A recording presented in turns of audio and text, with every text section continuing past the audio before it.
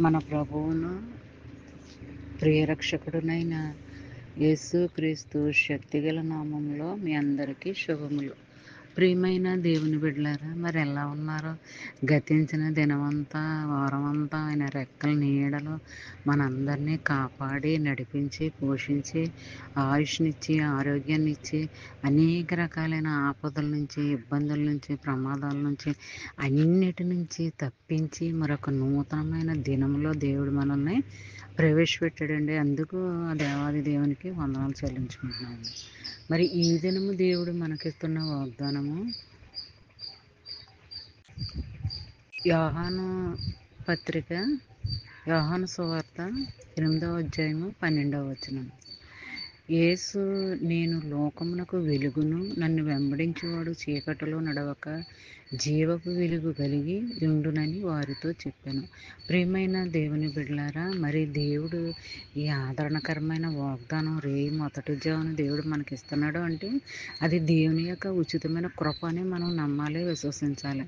మరి చాలామంది వాగ్దానాలు చదవరు, బైబిల్ చదవరు, ధ్యానం ఉండదు, ప్రార్థన ఉండదు, అలా ఈరోజు ఇలా గడిచిపోయిందిలే అనుకునే వాళ్ళు చాలామంది ఉంటారు.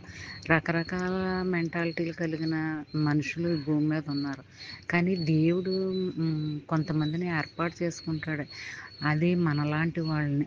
మరి ఉదయాన్నే లేవగానే దేవుని మాటలు వింటూ, దేవుని వాక్యం చదువుకుంటూ, మరి ఆదరణకరమైన వాగ్దానాలు ధ్యానించుకుంటూ ఇలా చేయడం వల్ల దేవుని కృప కాపుదల మన పట్ల సమృద్ధిగా ఉంటుందన్నమాట అండి. మరి అలాగా మన పట్ల మరి దేవుడు కృమరిస్తున్నాడు అంటే అది దేవుని యొక్క కాపుదల కృపనండి. మరి ఈ దినమంతా కూడా మరి చిన్న వాగ్దానం మైండ్లో పెట్టుకుని ధ్యానించుకుంటూ ఉంటే ఆ దినం రావాల్సిన దేవుని ఆశీర్వాదాలు దేవుడు మెండుగా మనకు అనుగ్రహిస్తాడు.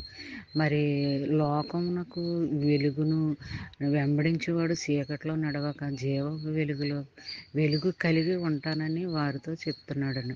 మరి లోకాన్ని వెంబడించకూడదండి.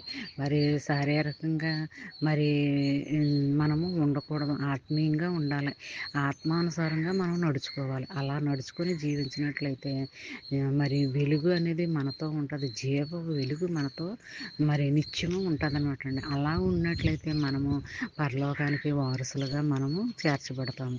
మరి చిన్న వాగ్దానం నీ ఫ్రెండ్స్ సర్కిల్లో వాళ్ళు పంపండి. అలా పంపడం వల్ల దేవుని యొక్క దైవాశీర్వాదాలు మెండుగా నీ జీవితంలో, నా జీవితంలో, మనందరి జీవితంలో ఉండాలని కోరుకుంటూ గాడ్ బ్లెస్ యూ.